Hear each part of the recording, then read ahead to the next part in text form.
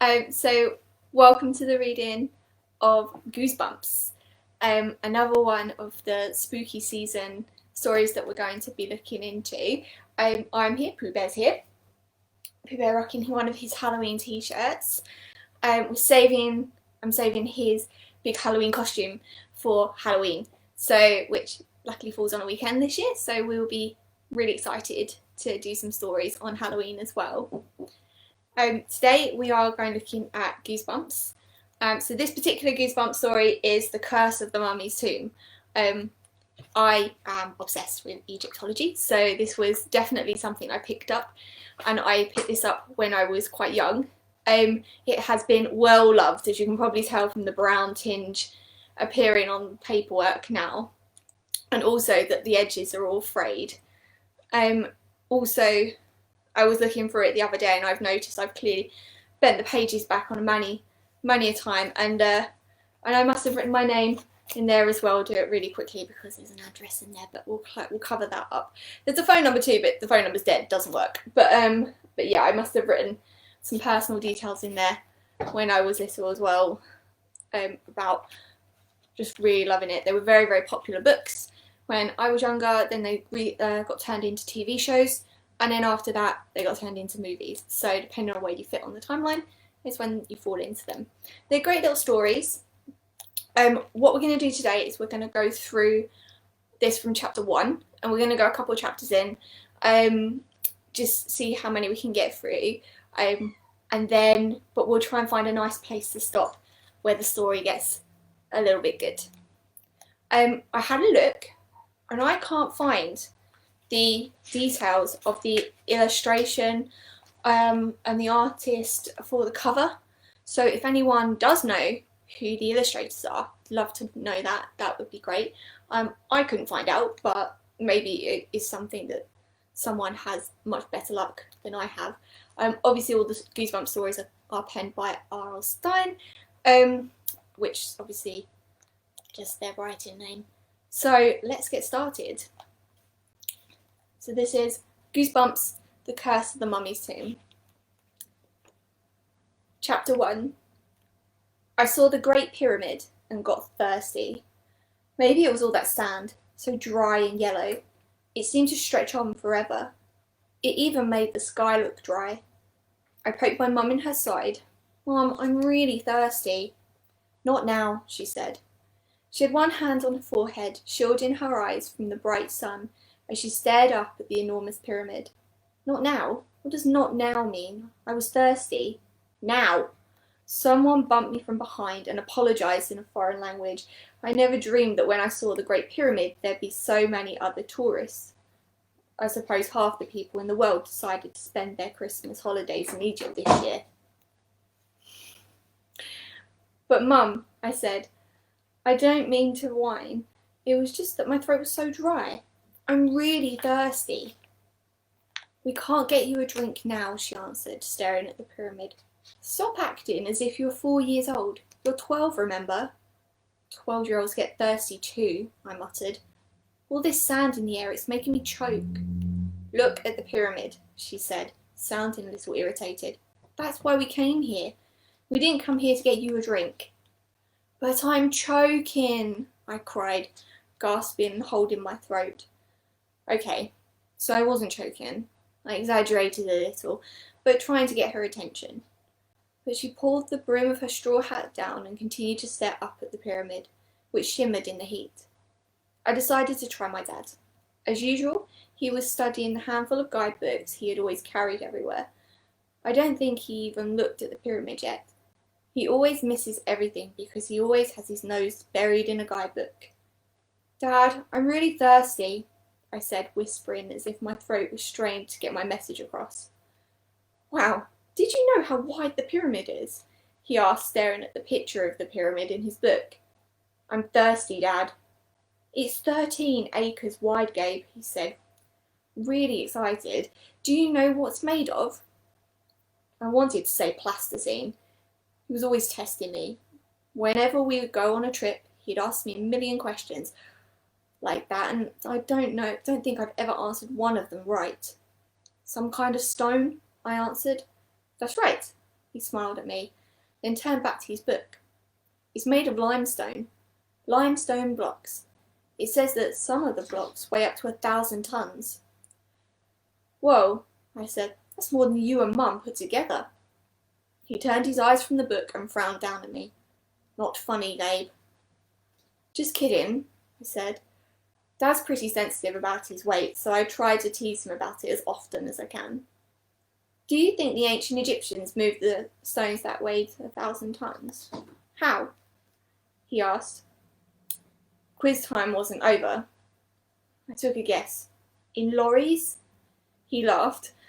Lorries hadn't been invented. They hadn't invented the wheel. I shielded my eyes and stared up at the pyramid. It was really huge, much bigger than it looks in pictures, and much drier. I couldn't imagine how they pulled those big stones across the sand without wheels. I don't know, I confess. I'm really thirsty. No one knows how they did it, said Dad.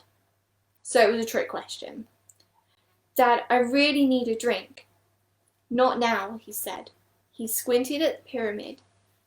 Gives you a funny feeling, doesn't it? Gives me a thirsty feeling, I said, trying to get my point across. No, I mean it gives me a funny feeling to think that our ancestors, yours and mine, Gabe, may have walked around these pyramids, or even helped to build them. Gives me a kind of a chill. How about you?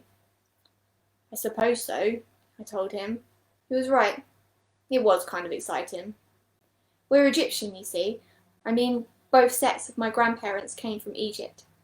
They moved to the United States around 1930. My mum and dad were both born in Michigan. They were all very excited to see the country our ancestors came from. I wonder if your Uncle Ben is down inside the pyramid right now, asked Dad, shielding his eyes from the sun with one hand. Uncle Ben Hassad. I'd nearly forgotten about my uncle, the famous archaeologist. Uncle Ben was another one of the reasons we had decided to come to Egypt over the holidays. That, and the fact that my mum and dad had some business to do in Cairo and Alexandria, and some other places. Mum and dad had their own business. They sell refrigeration equipment. It usually isn't very exciting, but sometimes they travel to cool places like Egypt, and I get to go with them. I turned my eyes to the pyramids and thought about my Uncle Ben. Uncle Ben and his workers were digging around in the Great Pyramid, exploring and discovering new mummies, I suppose. He had always been fascinated by her ancestors' homeland. He had lived in Egypt for many years. Uncle Ben was an expert on pyramids and mummies. I even saw his picture once in National Geographic. When are we going to see Uncle Ben? I asked, tugging Dad's arm. I accidentally tugged too hard, and the guidebooks fell out of his hands. I needed him to pick them up. Not today, said Dad, making a face. He didn't like to bend over and pick things up. His stomach got in the way. Ben's going to be meeting us in Cairo in a few days. Why don't we go up to the pyramids and see if he's there now? I asked impatiently. We're not allowed. Oh, look, camels! Mum poked me on the shoulder and pointed. Sure enough, some people had arrived on camels. One of the camels seemed to be having a coughing fit. I suppose he was thirsty too. The people riding the camels were tourists, and they looked really uncomfortable. They didn't seem to know what to do next. Do you know how to get down from a camel? I asked Dad. He was squinting at the pyramid, studying the top of it. No. How? You don't get down from a camel, I said. You get down from a duck. I know, it's a very old joke, but my dad and I never get tired of it. Do you see the camels? Mum asked. I'm not blind, I replied. Being thirsty always puts me in a bad mood. Besides, what was so exciting about camels? They were really gross looking, and they smelled like my gym. My gym after a basketball game. What's your problem? Mum asked, fiddling with her hatch straw. I told you, I said, not meaning to sound so angry. I'm thirsty. Gabe, really? She glanced at Dad, then went back to staring at the pyramid. Dad, do you think Uncle Ben can take us inside the pyramid? I said enthusiastically. That would be really outstanding. No, I don't think so, he said, tucked his skybooks under his arm so he could raise his binoculars to his eyes. I really don't think so, Gabe. I don't think it's allowed. I couldn't hide my disappointment. I had all these fantasies about going into the pyramid with my uncle, discovering mummies and ancient treasures, fighting off ancient Egyptians who had come back to life to defend their sacred tomb, and escaping after a wild chase, just like Indiana Jones. I'm afraid you'll have to just appreciate the pyramid from the outside, Dad said, peering over the yellow sand, trying to focus his binoculars. I've already appreciated it, I told him glumly. Can we go and get a drink now? Little did I know that in a few days, Mum and Dad would be gone, and I would be deep inside the pyramid we were staring at. Not just inside it, but trapped inside it, sealed inside it, probably forever. Chapter 2. We drove from Alcazar back to Cairo in the funny little rented car our dad picked up from the airport. It wasn't a long drive, but it seemed long to me. The car was just a little bigger than some of my old remote control cars, and my head hit the ceiling with every bump. I'd brought my Game Boy with me, but Mum made me put it away so that I could watch the Nile along the road as we followed its bank. It was very wide and very brown. No one else in your class is seeing the Nile this Christmas, Mum said, the hot wind blowing her brown hair through the open car window. Can I play with my Game Boy now? I asked. I mean, when you get down to it, it's a river. A river's a river. An hour or so later, we were back in Cairo with its narrow, crowded streets. Dad took a wrong turning and drove us into some kind of market. We were trapped in a little alley behind a herd of goats for nearly half an hour. I didn't get a drink till we got back to the hotel, and by that time my tongue was the size of a salami and hanging down to the floor, just like Elvis's. He's our Cocker Spaniel back home.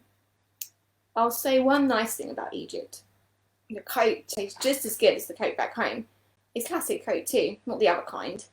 And they give you plenty of ice, which I like to crunch with my teeth. We had a suite in the hotel, 2 bedrooms, and a sort of living room. If you looked out of the window, you could see a tall glass skyscraper across the street, just like you see in any city. There was a TV in the living room, but everyone spoke Arabic on it.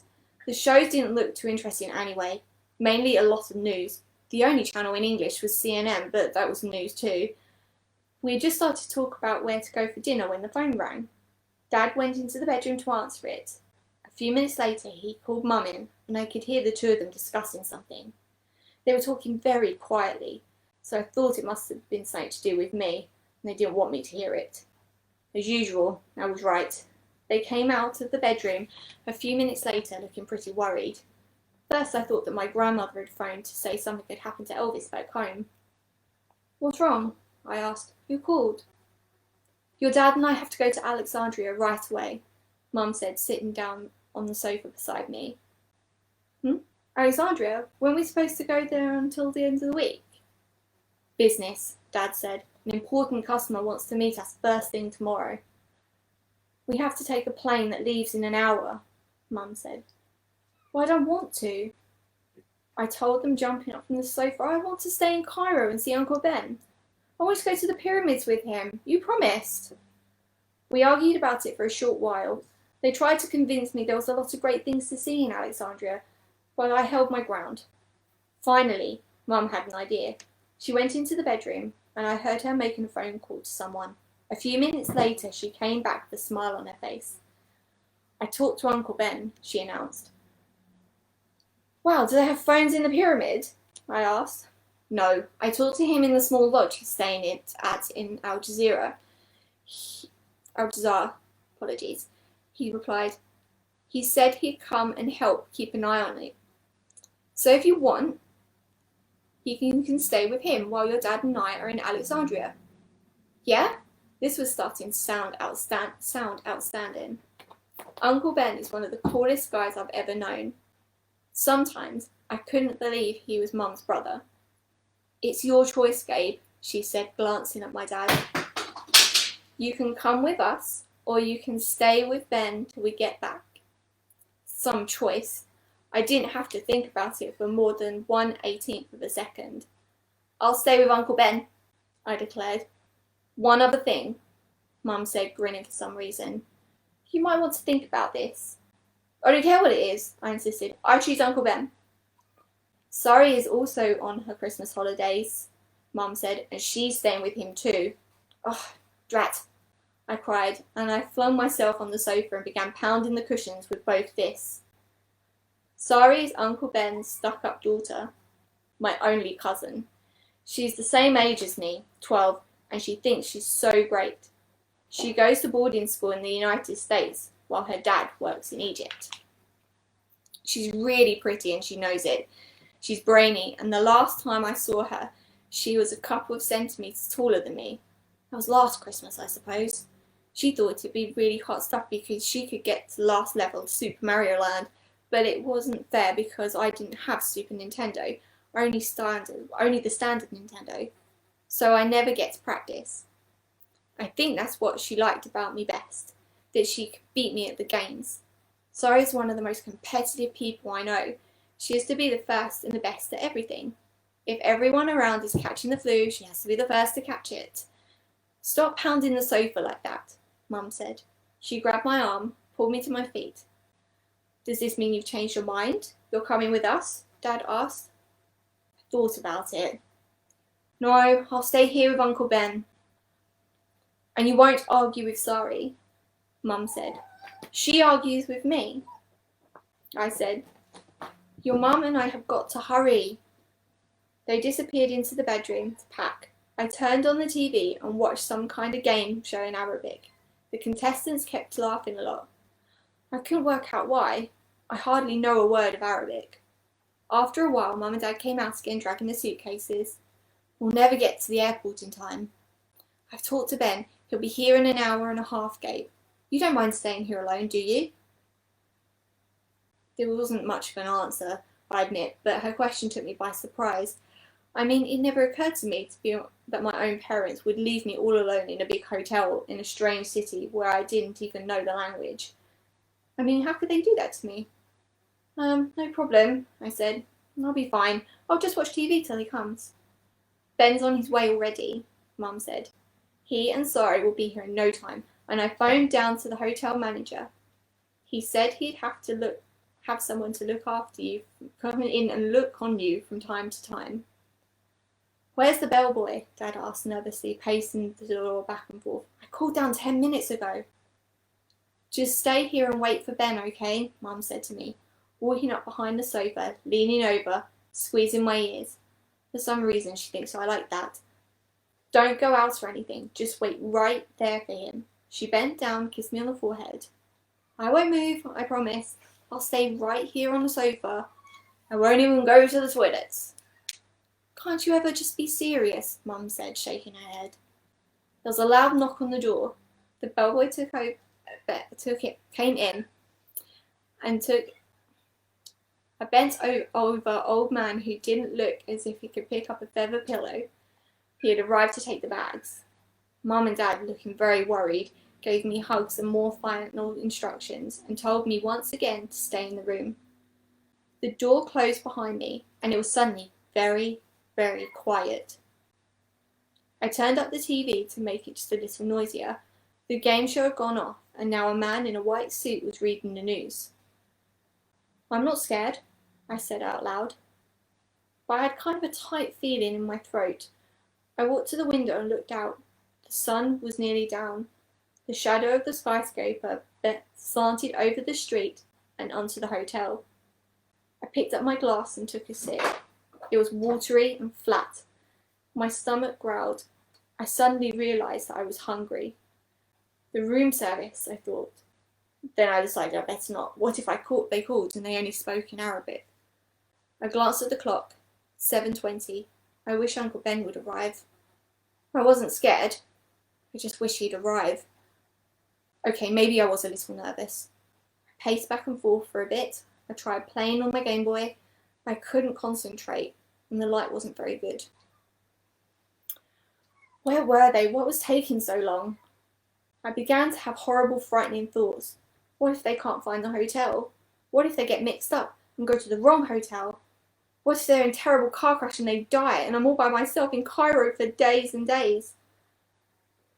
Okay, I know, they were stupid thoughts, but they're the kind of thoughts you have when you're alone in a strange place waiting for someone to come. I glanced down and realised I had taken the mummy hand out of my jeans pocket.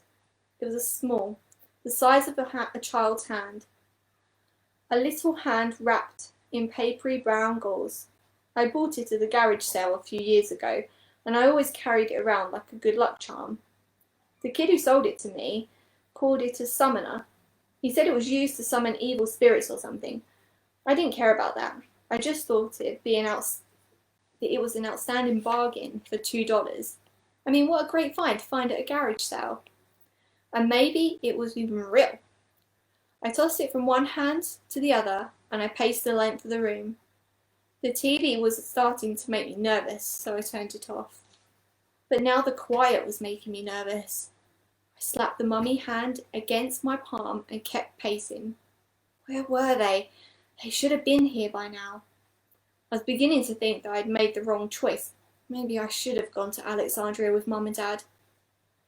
Then I heard a noise at the door. Footsteps. Was it them? I stopped in the middle of the living room and listened. Staring past the narrow front hallway to the door. The light was dim in the hallway, but I saw the doorknob turn. That's strange, I thought. Uncle Ben would knock first, wouldn't he? The doorknob turned. The door started to open. Hey, I called out, but the word choked in my throat. Uncle Ben would knock. He just wouldn't barge in. Slowly, the door squeaked open as I stared frozen in the middle of the room, unable to call out. Standing in the doorway was a tall, shadowy figure. I gasped as the figure lurched into the room. I saw it clearly. Even in the dim light, I could see what it was. A mummy, glaring at me with brown, dark eyes through its holes in its ancient, thick bandages. A mummy, pushing itself off the wall and staggering stiffly towards me in the middle of the living room, his arms stretched out as if to grab me. I opened my mouth to scream, but no sound came out. Chapter 3. I took a step back and then another. Without realising it, I raised my little mummy hands in the air as if trying to fend off the intruder with it. The mummy staggered into the light. I stared into its deep, dark eyes, and recognising them. Uncle Ben! I screamed. Angrily, I heaved the mummy hand at him. He hit his bandaged chest and bounced off. He collapsed backwards against the wall, laughing, that booming laugh of his, and then I saw Sari poking her head in the doorway. She was laughing too. They both thought it was hilarious, but my heart was pounding so hard that I thought it was going to pop out of my chest. That wasn't funny, I shouted angrily, clenching my hands into fists at my sides. I took a deep breath and then another, trying to get my breathing to return to normal. I told you he'd be scared, Sari said, walking into the room, a big superior grin on her face. Uncle Ben was laughing so hard he had tears running down his bandaged face. He was a big man, tall and broad, and his laughter shook the room. You weren't that scared, were you, Gabe? I knew it was you, I said, my heart still pounding, as if it was a wound-up toy someone had wound up too tight. I recognised you straight away. You certainly looked scared, Sari insisted. I didn't want to spoil the joke, I replied, wondering if she could see how terrified I really was. You should have seen the look on your face, Uncle Ben cried, and started laughing all over again. I told Daddy he shouldn't do it, Sari said, dropping down onto the sofa. I'm amazed that the hotel people let him come up dressed like that. Uncle Ben bent down and picked up the mummy hand I had tossed to him. You're used to me and my practical jokes, right, Gabe? Yeah, I said, avoiding his eyes. Secretly, I scolded myself for falling for his stupid costume. I was always falling for his jokes, always. Now, there was Sari grinning at me from the sofa, knowing I was so scared that I practically had kittens. Uncle Ben pulled some of the bandages away from his face. He stepped over and handed the little mummy hand back to me. Where did you get that? He asked. Garage sale, I told him. I started to ask him if it was real, but he surrounded me with a big bear hug. The gauze felt rough against my cheek. Good to see you, Gabe, he said softly. You've grown taller. Almost as tall as me, Sari chimed in. Uncle Ben motioned to her. Get up and help me pull off this stuff. I quite like the way you look in it, Sari said. Get over here, Uncle Ben insisted. Sari got up with a sigh, tossing her straight black hair behind her shoulders. She walked over to her dad and started unravelling the bandages. I got a little carried away with this mummy thing, Gabe, Uncle Ben admitted, resting his arm on my shoulder as Sari continued working. But it's just because I'm so excited about what's going on at the pyramid. What's going on? I asked eagerly. Daddy's discovered a whole new burial chamber, Sari broke in before her dad had a chance to tell me. He's exploring parts of the pyramid that have been undiscovered for thousands of years. Really? I cried. That's outstanding. Uncle Ben chuckled. Wait till you see it. See it? I wasn't sure what he meant. You mean you're going to take me into the pyramid? My voice was so high that the dogs could hear it, but I didn't care. I didn't believe my good luck. I was actually going inside the Great Pyramid, into a section that hadn't been discovered until now. I've no choice, Uncle Ben said dryly. What else am I going to do with you two? Are there mummies in there? I asked. Will we see actual mummies? Do you miss your mummy? Sari said, her stupid idea of a joke. I ignored her. Is there treasure down there, Uncle Ben? Egyptian relics? Are there war paintings? Let's talk about it at dinner, he said, tugging off the last of his bandages. He was wearing a plaid sports shirt and baggy canvas trousers, under all the gauze. Come on, I'm starving. Brace you downstairs, Sari said, shoved me out of the way and gave herself a good head start out of the room. We ate downstairs in the hotel restaurant. There were palm trees painted on the walls and miniature palm trees planted in big pots all around the restaurant. Large wooden ceiling fans whirled slowly overhead. The three of us sat in a large booth, Sari and I opposite Uncle Ben. We studied the long menus. They were printed in English and Arabic.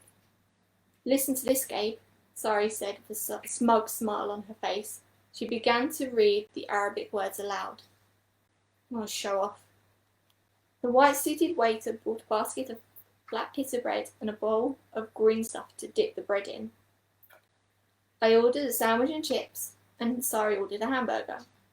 Later, as we ate our dinner, Uncle Ben explained a little more about what he had discovered at the pyramid.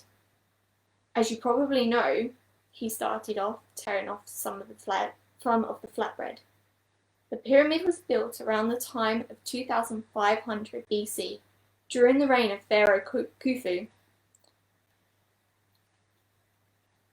Her father chuckled and made a face at her. Sari laughed and her father chuckled and made a face at her. It was the biggest structure of its time. Uncle Ben said, Do you know how wide the base of the pyramid is? Sari shook her head. No, how wide? She asked with a mouthful of hamburger. I know, I said, grinning. It's 13 acres wide. Hey, that's right, Uncle Ben explained, but obviously very impressed. Sari flashed me a surprised look. That's one for me, I thought, happily sticking out my tongue, and one for my dad's guidebooks. The pyramid was built as a royal burial ground. Uncle Ben continued, his expression turning serious. The pharaoh made it really enormous so that the burial chamber could be hidden. The Egyptians worried about tomb robbers. They knew that people would try to break in and take all of the valuable jewels and the treasures that were buried alongside their owners.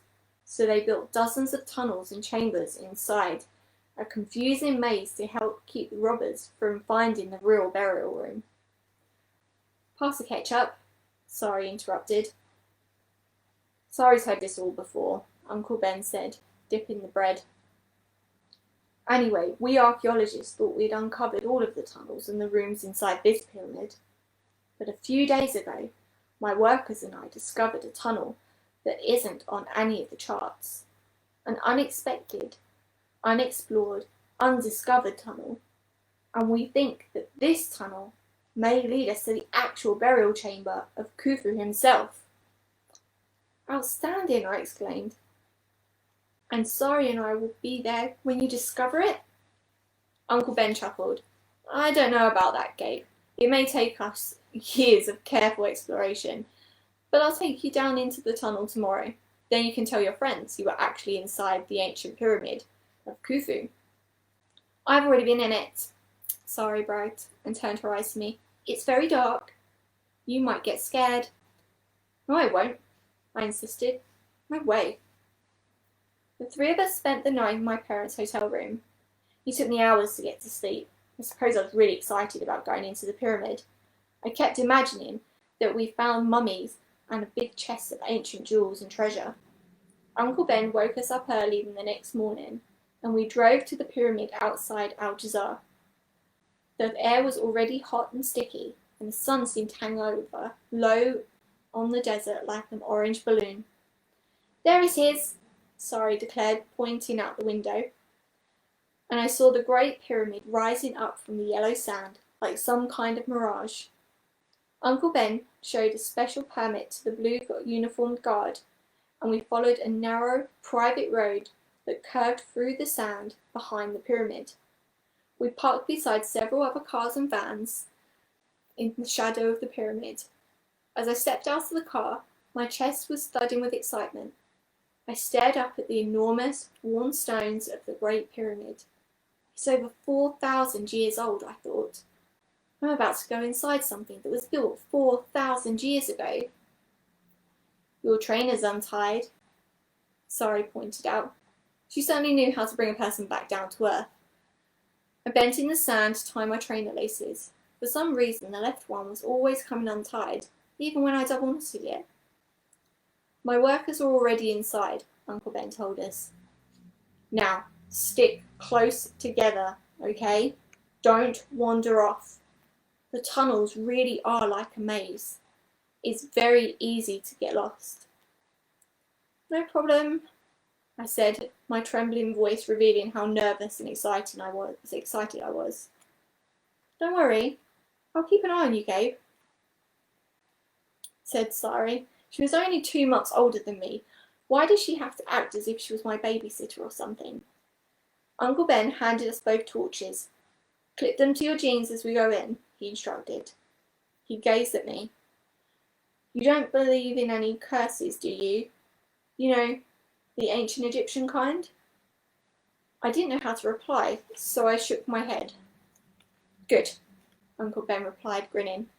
Because one of my workers claims we violated an ancient decree by entering this new tunnel, and that we've activated some kind of curse.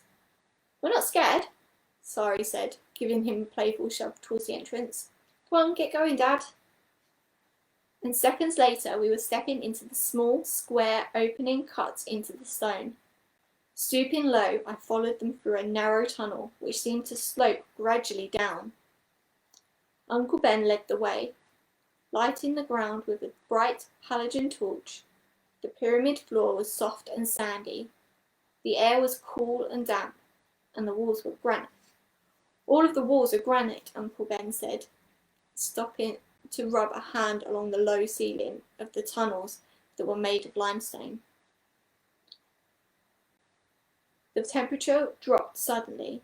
The air felt even wetter.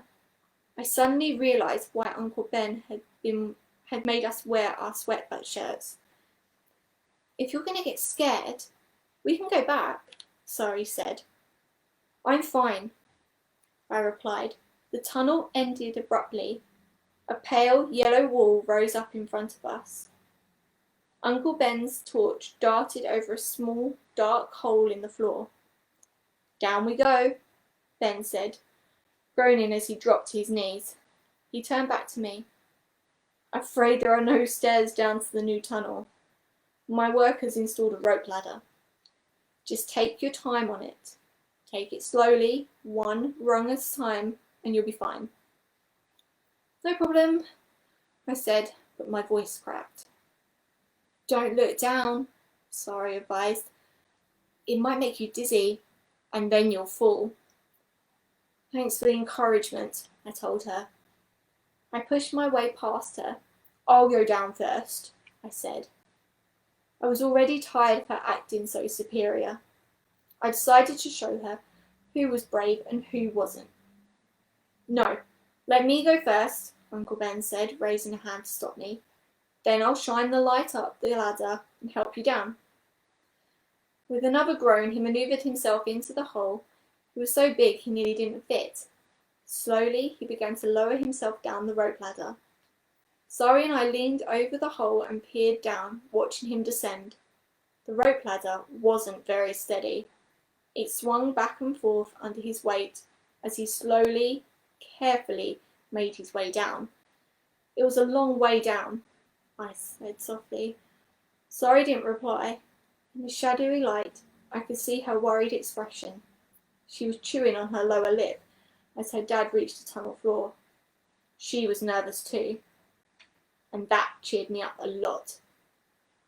Okay, I'm down. You're up next, Gabe, Uncle Ben called up to me.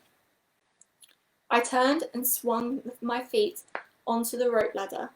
I grinned at Sari. See ya. I lowered my hands to the sides of the rope ladder, and as I slid them down, I cried out, Ow! The rope wasn't very smooth. It was coarse and it had cut my hand. The sharp stab of pain made me lift my hands, and before I realised what was happening, I started to fall. Okay, so I'm going to stop there before they get any further into the story. And there's a reason. Because I don't want to give away what's in the story. It's such a shame that we can't carry on and actually go into the curse and into the mummies and how it all kind of gets stuck and how Gabe and Sari end up in their predicament with the mummy's tombs curse, which is part of the story. But hopefully you've had a really good flavour of where this story is going. I highly recommend it. It's a great little read. As all of the Goosebumps stories are, a lot of people do have their own favourite one, which is really good. I like that. I do have another one, the Terror Tower one, which I distinctly remember the video of, and the video being quite scary, the TV show version. But what's kind of nice about these books is, especially in a lot of them, they are quite bite-sized chapters, so it's really nice to kind of get into them. There's such a good variety of stories as well, so you can always try and find a subject that you're really interested in. This one, obviously, I picked up because I was interested in Egyptology, and I'm so glad I did, because this was the first Goosebumps book that I got, and I really, really enjoyed it.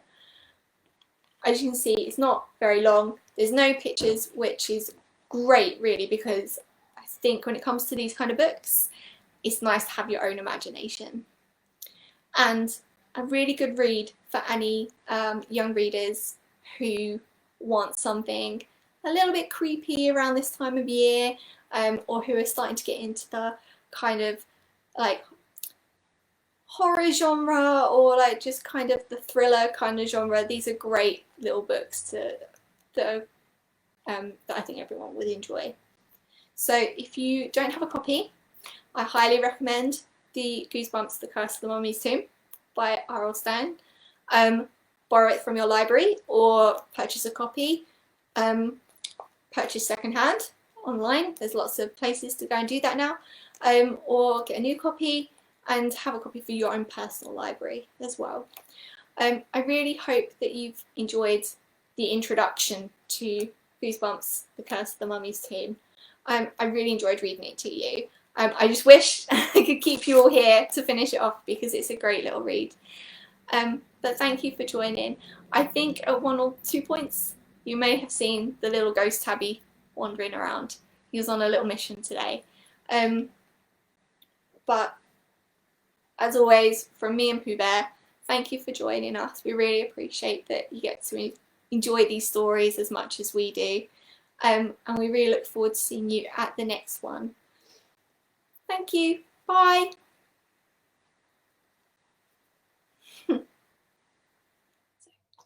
Hi and welcome to the reading of Goosebumps, The Curse of the Mummy's Tomb. This is a continued session. We're going to continue to read what we started last week, which is really exciting. And what we're going to do is we're going to get a few more chapters in, see how it goes, and we'll stop at a nice, very inconvenient moment for all of you guys. And then all together we'll be able to put both sections together and have them in the video. So, happy Halloween from Pooh Bear. We're 1 week away from the big day. Put your top down there, mate. As you probably noticed, the little black cat is there, floating around, so you might see him in the background. Everything's quite secure, so he should be okay, but he's actually just settled down, just off camera here. So hopefully he'll be settling down to listen to the story as well. But as I say, thank you for rejoining us for the reading of R.L. Stine's Goosebumps, The Curse of the Mummy's Tomb. I really hope you enjoyed the next part.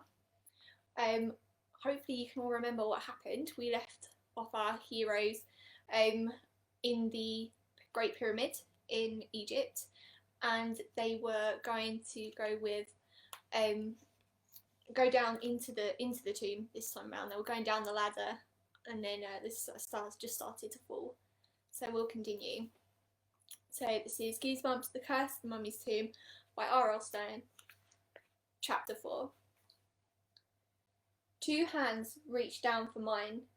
They shot through the air and grabbed my wrists. "Hold on," Sari cried.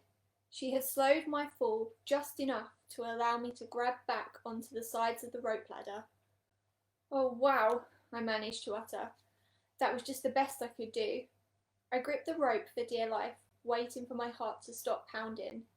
I closed my eyes and didn't move. I squeezed the rope so hard my hands ached. "Saved your life," Sari called down to me, leaning into the opening, her face centimetres from mine. I opened my eyes and stared up at her. "Thanks," I said gratefully. "No problem," she replied, and burst out laughing from relief, I suppose. Why couldn't I save her life? I asked myself angrily. Why can't I ever be the big hero? "What happened, Gabe?" Uncle Ben called from down the tunnel floor below. His booming voice echoed loudly through the chamber. The wide circle of light from his torch danced across the granite wall. "The rope cut my hands," I explained. "I wasn't expecting—" "Just take your time," he said patiently. "One rung at a time, remember?" "Lower your hands, don't slide them," Sari advised, her face poking through the hole above. Okay, I said, starting to breathe normally. I took a deep breath and held it. Then slowly, carefully, I made my way down the long rope ladder. A short while later, all three of us were standing on the tunnel floor, holding our light torches, our eyes following the circle of light. "This way," Uncle Ben said quietly, and he headed off to the right, walking slowly, stooping because of the low ceiling. Our trainers crunched on the sandy floor. I saw another tunnel leading off to the right, then another tunnel on the left. "We're breathing air that is 4,000 years old," Ben said, keeping his light aimed on the floor ahead of him. "Smells like it," I whispered to Sari. She laughed. The air really did smell old, sort of heavy and musty, like someone's attic. The tunnel widened a little as it curved to the right. "We're going deeper into the earth," Ben said. "Does it feel like you're going downhill?" Sari and I both muttered that it did. "Dad and I explored one of the side tunnels yesterday," Sari told me. "We found a mummy case inside a tiny room. A beautiful one in perfect condition." "Was there a mummy inside it?" I asked eagerly. I was dying to see a mummy. The museum back home only had one. I stared at it and studied it all my life. "No, it was empty," Sari replied. "Why didn't the mummy have any hobbies?" Uncle Ben stopped suddenly. "I don't know," I answered. He was too wrapped up in his work, Uncle Ben exclaimed. He laughed at his own joke. Sari and I could only muster weak smiles. Don't encourage him, Sari told me, loud enough for her dad to hear. He knows a million mummy jokes, and they're all just as bad. Wait, just a sec, I said. I bent down to tie my trainer lace, which had come undone again. The tunnel curved and then divided into two tunnels. Uncle Ben led us through one of the left, which was so narrow we had to squeeze through it, making our way sideways, heads bent, until it widened into a large, high-ceilinged chamber. I stood up straight and stretched. It felt so good not to be squashed up. I stared around the large room. Several people came into view by the far wall, working with digging tools. Bright spotlights had been hung above them on the wall, attached to a portable generator. Uncle Ben brought us over to them and introduced us. There were 4 workers, 2 men and 2 women. Another man stood off to the side, a clipboard in his hand. He was an Egyptian, dressed in all white except for the red bandana around his neck. He had straight black hair, slicked down and tied into a ponytail behind his head. He stared at Sari and me, but didn't come over.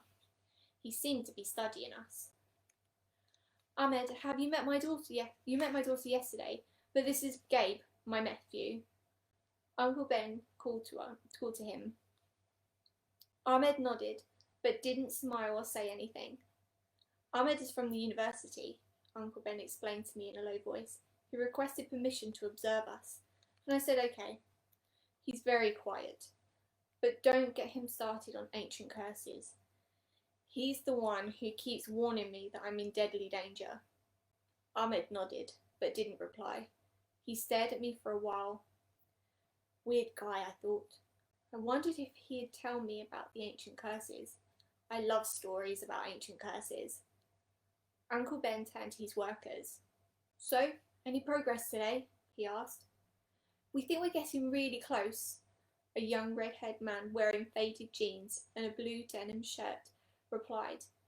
And then he added, just a hunch. Ben frowned. Thanks, Quasimodo, he said. The workers all laughed. I suppose they liked Uncle Ben's jokes.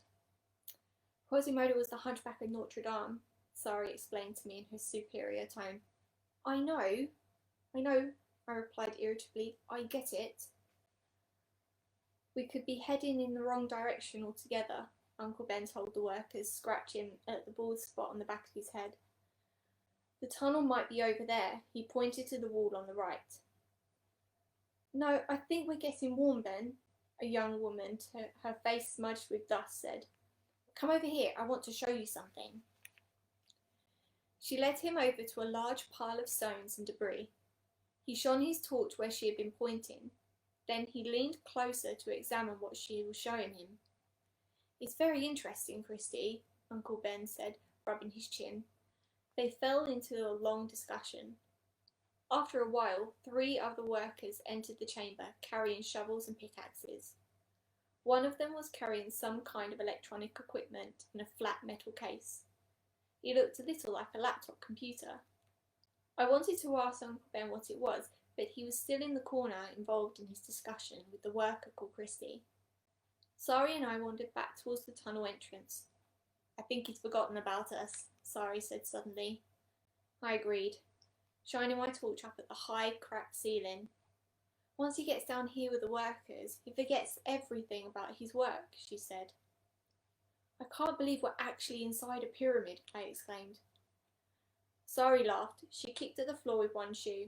Look, ancient soil, she said. Yeah, I picked up some of the sandy soil too. I wonder who walked here last. Maybe an Egyptian priestess, maybe a pharaoh. They might have stood right here on this spot. Let's go exploring, Sari said suddenly. What? Her dark eyes gleamed, and she had a really devilish look on her face. Let's go, Gaby. Let's explore some tunnels or something. Don't call me Gaby, I said. Come on, Sari, you know I hate that. Sorry, she apologised. You come in? We can't, I insisted, watching Uncle Ben. He was having some kind of argument with the worker carrying the thing that looked like a laptop. Your dad said we had to stick together, he said. He'll be busy here for hours, she interrupted, glancing back at him. He won't even notice we've gone. Really? But sorry, I started. Besides, she continued, putting her hands on my shoulder and pushing me backwards towards the chamber door. He doesn't want us hanging around. We're only going to get in the way. Sorry, I went exploring yesterday, she said, pushing me with both hands. We won't go far. You can't get lost. All the tunnels lead back to this big room. Really? I just don't think that we should, I said, my eyes on Uncle Ben. He was down on his hands and knees now, digging against the wall with some kind of a pick.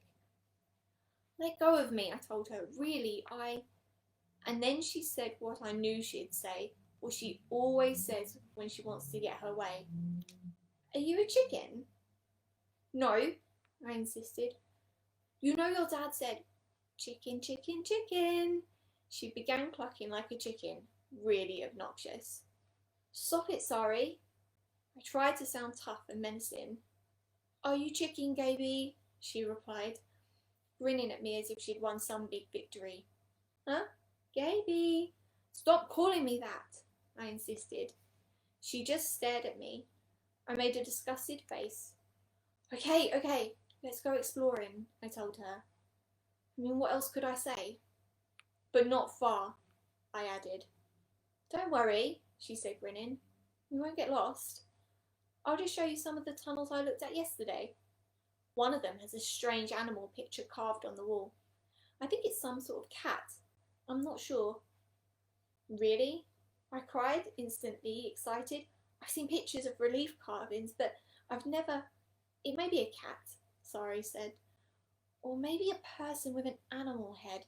It's really weird. Where is it? I asked. Follow me. We both gave one last glance back to Uncle Ben, who was down on his hands and knees picking away at the stone wall. Then I followed Sari out of the chamber. We squeezed through the narrow tunnel, then turned and followed a slightly wider tunnel to the right. I hesitated, a few steps behind her. Are you sure we're going to be able to get back? I asked, keeping my voice low so she couldn't accuse me of sounding frightened. No problem, she replied. Keep your light on the floor. There's a small chamber on the other end of this tunnel.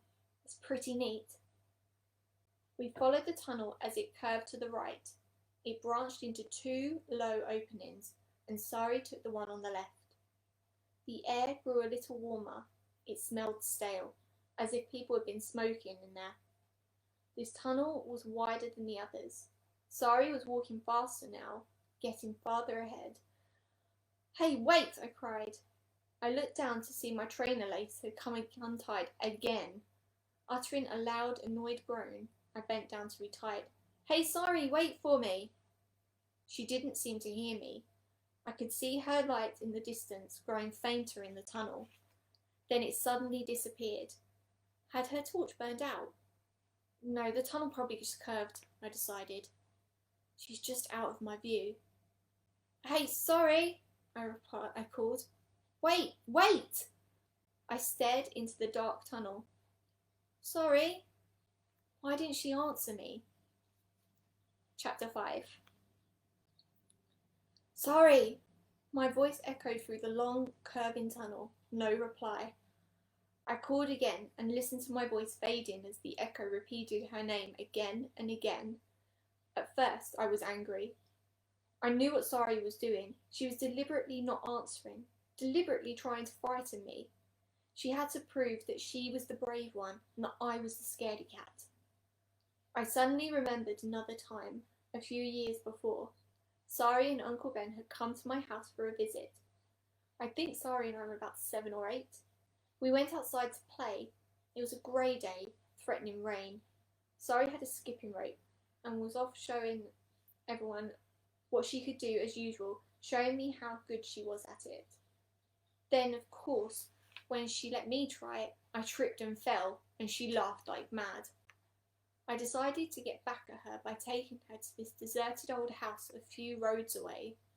The kids in the neighbourhood all believed that the house was haunted. It was a great place to sneak and explore, although our parents were always warning us to stay away from it because it was falling apart and dangerous. So I led Sari to this house and told her it was haunted, and we sneaked in through the broken basement window. It got even darker outside and started to rain. It was perfect. I could tell Sari was really scared to be alone in the creepy old house. I, of course, wasn't scared at all because I'd been there before. Well, we started exploring, with me leading the way, and somehow we got separated, and it started thundering and lightning outside. The rain was pouring in through the broken windows. I decided maybe we should get home, so I called out to Sari. No answer. I called again. Still no answer.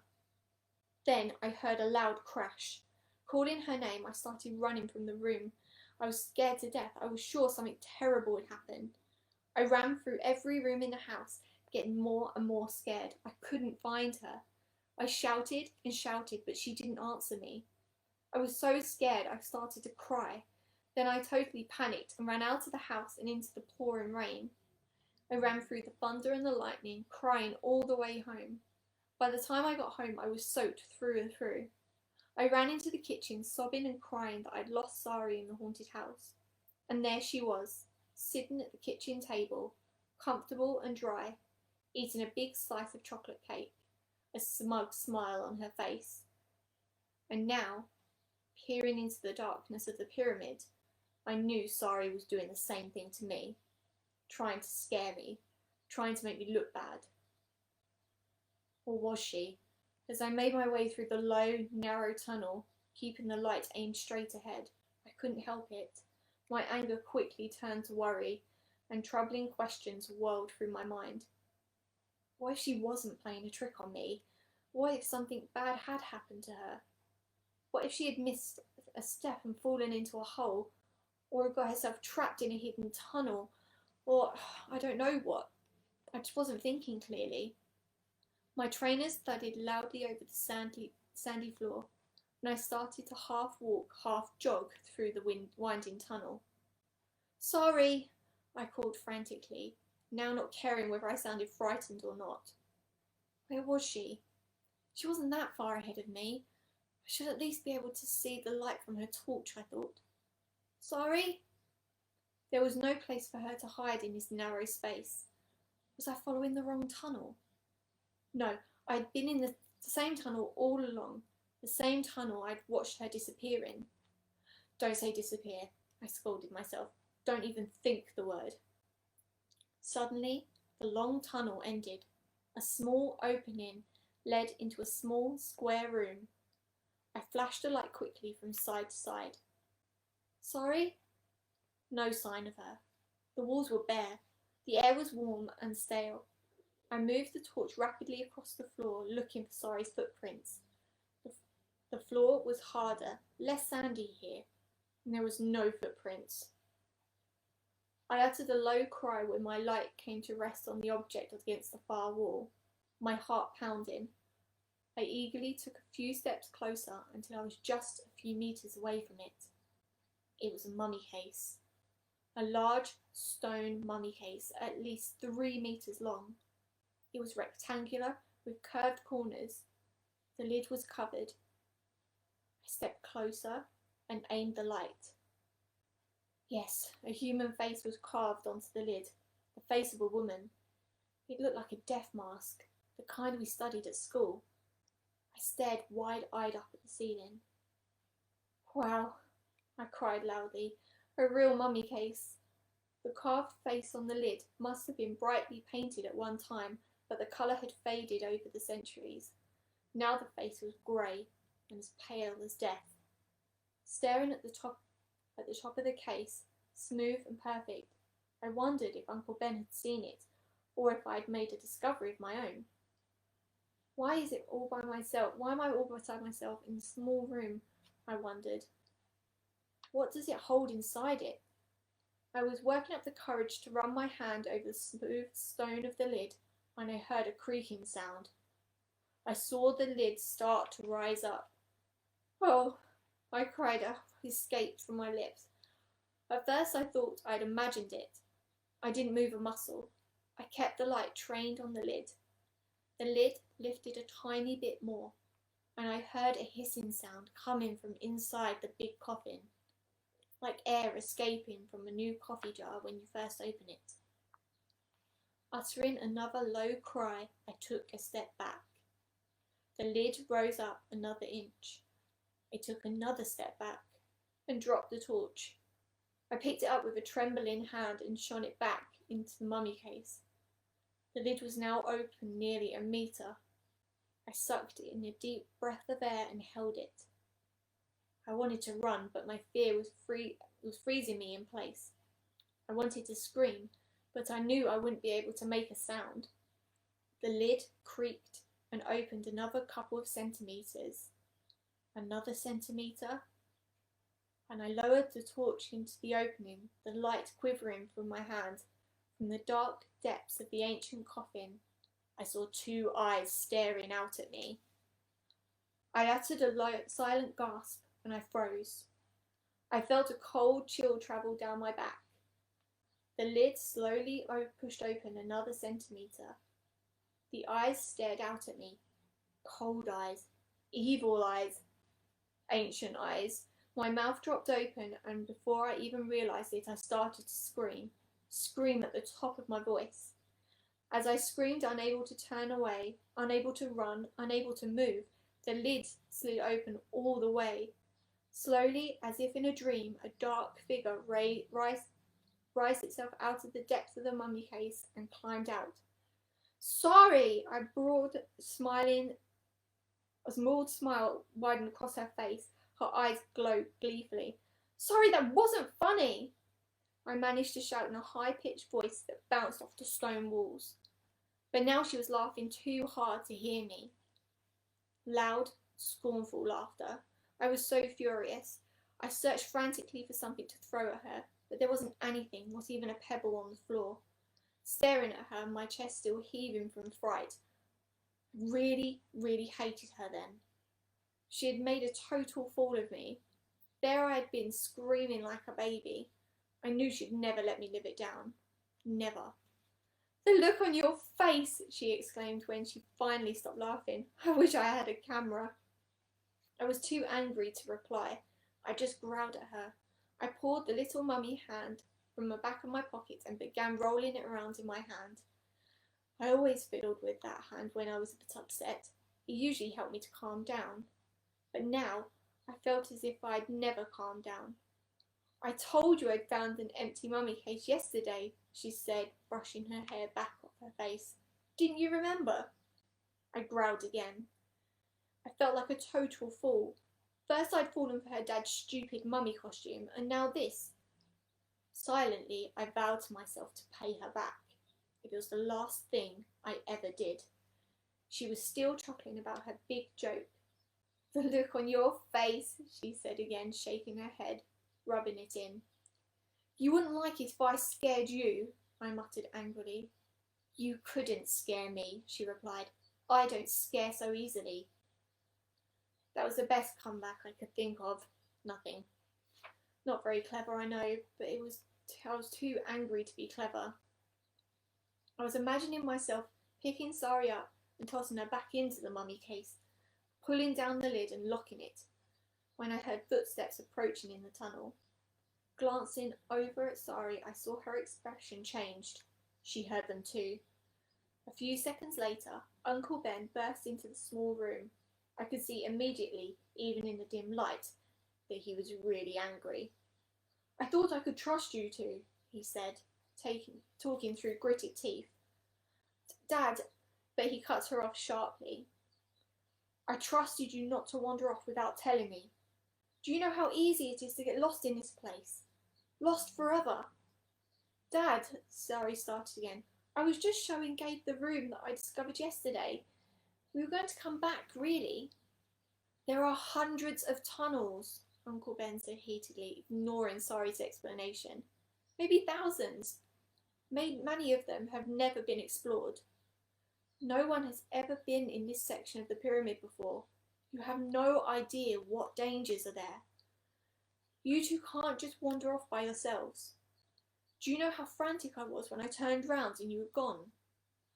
"Sorry," Sari and I both said in unison. "Let's go," Uncle Ben said, gesturing to the door of his torch. "Your pyramid visit is over for today." We followed him into the tunnel. I felt really awful. Not only had I fallen for Sari's stupid joke, but I had made my favourite uncle really angry. Sari always gets me into trouble, I thought bitterly, ever since we were little kids. Now she was walking ahead of me, arm in arm with her dad, telling him something, her face close to his ear. Suddenly, they both burst out laughing and turned back to look at me. I could feel my face getting hot. I knew what she had told him. She had told him about hiding in the mummy case and making me scream like a scared baby, and now they were both chuckling about what a jerk I was.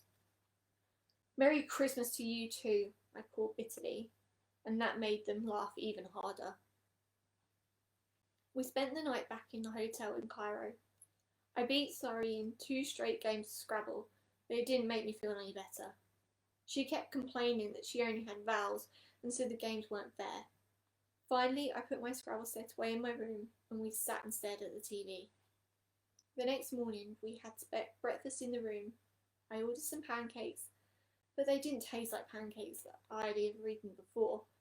They were tough and grainy, as if they were made of cowhide or something. "What are we doing today?" Sari asked Uncle Ben, who was still yawning and stretching after 2 cups of black coffee. "I have an appointment at the Cairo Museum," he told us, glancing at his wristwatch. "It's just a couple of streets away. I thought you two might like to wander around the museum while I have my meeting." "Oh, thrills and spills," Sari said sarcastically. She slapped up another spoonful of her cereal. The little Frosty's box had Arabic writing all over it, and Tony the tiger was saying something in Arabic. I wanted to save it and take it home to show my friends, but I knew Sari would make fun of me if I asked her for it, so I didn't. "The museum has an interesting mummy collection, Gabe," Uncle Ben told me. He tried to pour himself a 3rd cup, but the pot was empty. "You'll like it." "Unless they climb out of their cases," Sari said. Pathetic. Really pathetic. I stuck my tongue out at her. She tossed a soggy Frosty across me at the table. "When are my mum and dad getting back?" I asked Uncle Ben. Suddenly I realised I missed them. He started to answer, but the phone rang. He walked into the bedroom and picked it up. It was an old-fashioned black telephone with a dial instead of buttons. As he talked, his face filled with concern. "Change of plans," he said a few seconds later, hanging up the receiver and coming back into the living room. "What's the matter, Daddy?" Sari said, shoving her cereal bowl away.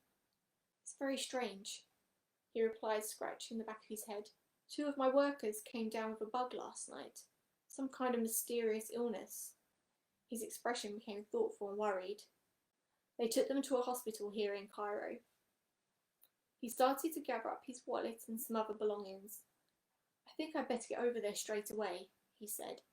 "But what about Gabe and me?" Sari asked, glancing at me. "I'll only be gone an hour or so. Stay here in the room, okay?" "In the room?" Sari cried, making it sound like a punishment. "Well, okay, you can go down to the lobby if you want, but don't leave the hotel." A few minutes later he pulled on his safari jacket, checked one last time to make sure he had his wallet and keys, and hurried out the door. Sari and I stared at each other grumpily. "What are we going to do now?" I asked, poking the cold, uneaten pancakes on my plate with a fork. Sari shrugged. "Is it hot in here?" "Yeah, it's about 120 degrees. "We have to get out of here," she said, standing up and stretching. "You mean go down to the lobby?" I asked, still poking at the food, pulling the pancakes onto pieces with the fork. "No, I mean get out of here," she replied. She walked over to the mirror and began brushing her straight black hair. "But Uncle Ben said—" "We won't go far," she said, and then quickly added, "If you're afraid—" I made a face at her. "Okay," I said. "We can go to the museum. Your dad said it was nearby." If she wanted to disobey her dad and go out, then that was fine with me. From now on, I decided I'll be the macho man. No repeats of yesterday, ever again. The museum? She made a face. Well, okay, she said, turning back to look at me. It's not as if we're babies. We can go out if we want.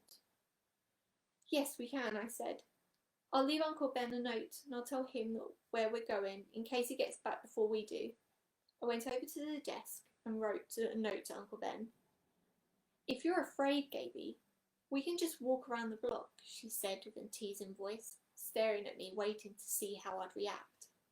No way, I said. We're going to the museum.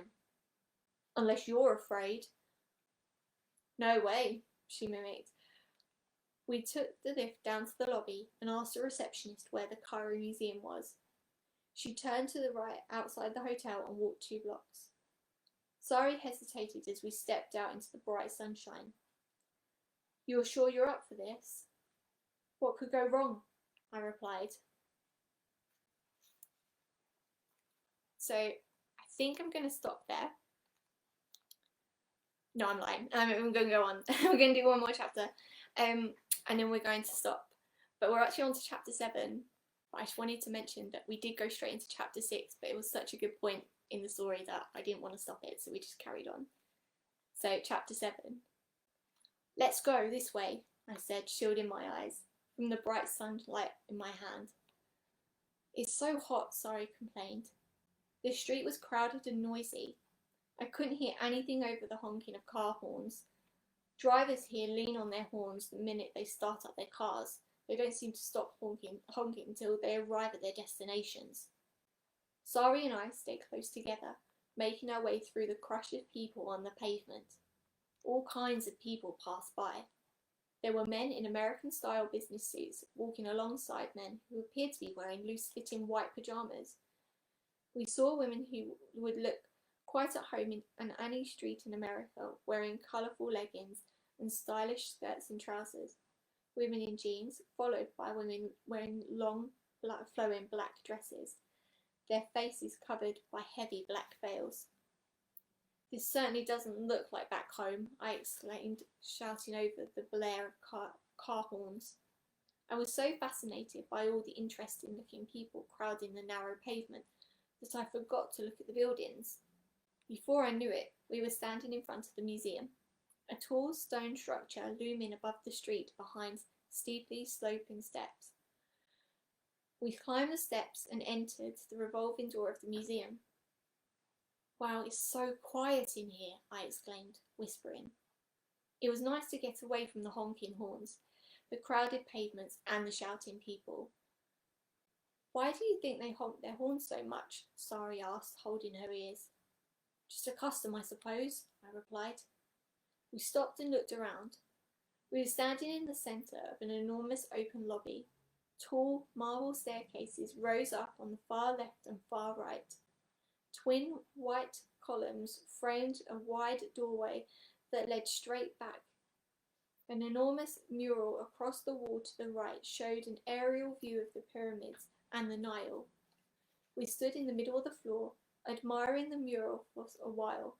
Then we made our way back to the wall and asked the woman at the information desk for the mummy room. She flashed us a nice smile and told us in perfect English to take the stairs to the right. Our trainers thudded loudly over the shiny marble floor. The staircase seemed to go up forever. This is just like mountain climbing, I complained halfway up. Race you to the top, Sari said, grinning, and took off before I had a chance to reply. Of course she beat me, by about 10 steps.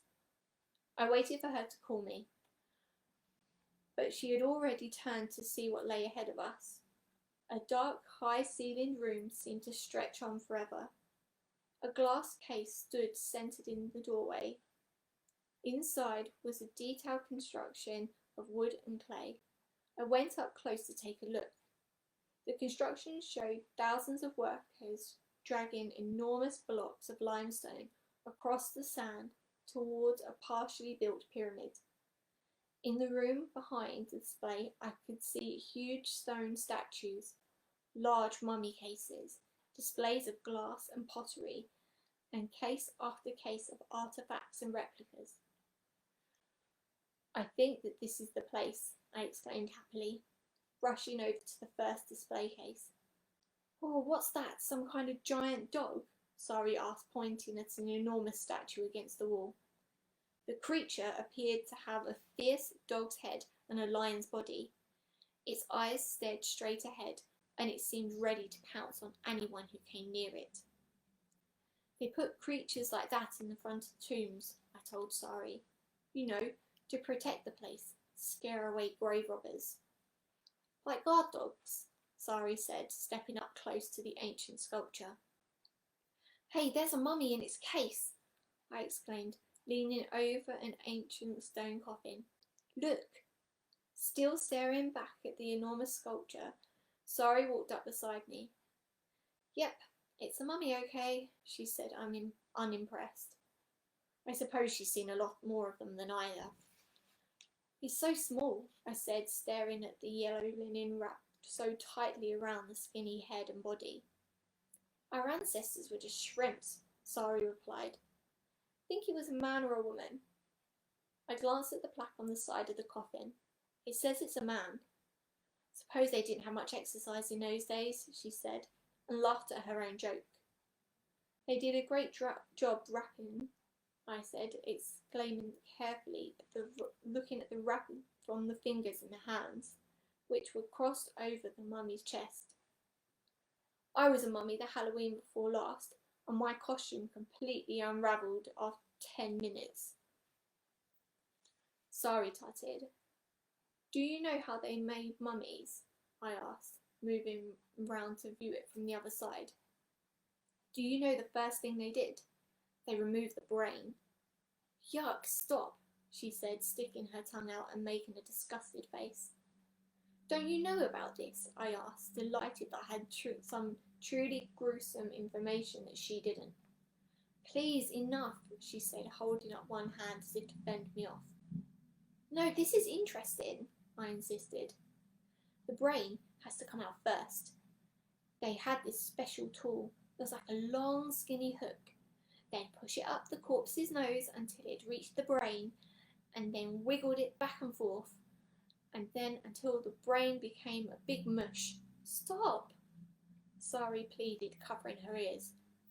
Then they took a long spoon, I continued gleefully, and scooped the brain out, a bit at a time.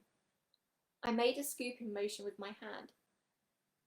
They scooped the brain out through the nose, or sometimes they'd popped out an eyeball and scooped the brain out through the eye socket. Gabe, I mean it, Sari cried. She really looked as if she was about to throw up. She was green. I loved it. I never knew that Sari had a squeamish bone in her body, but I was really making her sick. Outstanding, I thought. I would definitely have to remember this technique. It's all true, I told her, unable to hold back a wide grin. Just shut up, she muttered. Of course, sometimes they didn't pull the brain out of the nose. Sometimes they sliced off the head. Then they drained the brains out through the neck and put the head back on the body. They just bandaged it back on, I suppose. Gabe. I'd been staring at her the whole time, watching her reaction. She was looking sicker and sicker. She was breathing really heavily. Her chest was sort of heaving. I really thought she was going to lose her breakfast. If she said, I'd never have let her forget it. That's really gross, she said. Her voice sounded funny, as if it was coming from underwater or something. But it's true, I said. Didn't your dad ever tell you about how they made mummies? She shook her head. He knows I don't like. And you know what they did with all the guts? I said, joy in the startled look on her face. They put them in jars. And I suddenly realised that Sari's startled look wasn't for me. She was actually staring over my shoulder. Huh? I turned around and saw why she suddenly looked so surprised. A man had entered the room and was standing just in front of the first display case. It took me a few seconds to recognise him. It was Ahmed, the strange, silent Egyptian with the black ponytail who had greeted us in such an unfriendly manner down inside the pyramid. He was dressed the same in loose-fitting white trousers and a shirt with a scarlet bandana around his neck. And his expression was just as unfriendly, angry even. Sari and I both backed away from the mummy case, and Ahmed, his eyes darting from one of us to the other, took a step towards us. "Gabe, he's coming after us," Sari whispered. She grabbed my arm. Her hand was so cold as ice. "Let's get out of here," she cried. I hesitated. Shouldn't we stop to say hello to him first? But something about the stern, determined look on Ahmed's face told me that Sari was right. We turned and began walking really fast away from him in the vast room. Sari was a few steps ahead of me. I turned and saw that Ahmed was jogging after us. He shouted something to us, his voice angry, threatening. I couldn't make out what it was. "Run!" Sari cried. And now we were both running at full speed, our trainers drumming loudly over the polished marble floor. We scooted round the enormous glass display case containing 3 upright mummy cases. Then we ran straight down the wide aisle between sculptures and shelves of ancient pottery and pyramid relics. Behind us, I could hear Ahmed shouting furiously, "Come back! Come back!" He sounded really angry. "He's gaining on us," I called to Sari, who was still a few steps ahead. "There's got to be a way out of here," she answered breathlessly. But I saw immediately that there wasn't. We were nearly at the back wall. We passed the giant sphinx and then stopped. There was nowhere to go. No doorway. No exit. We both turned and saw Ahmed's eyes grow wide with triumph. He had us cornered. And that's the end of chapter 7 of Goosebumps, The Curse of the Mummy's Tomb by R.L. Stine. I really hope that you enjoyed listening to that and the next part of the story.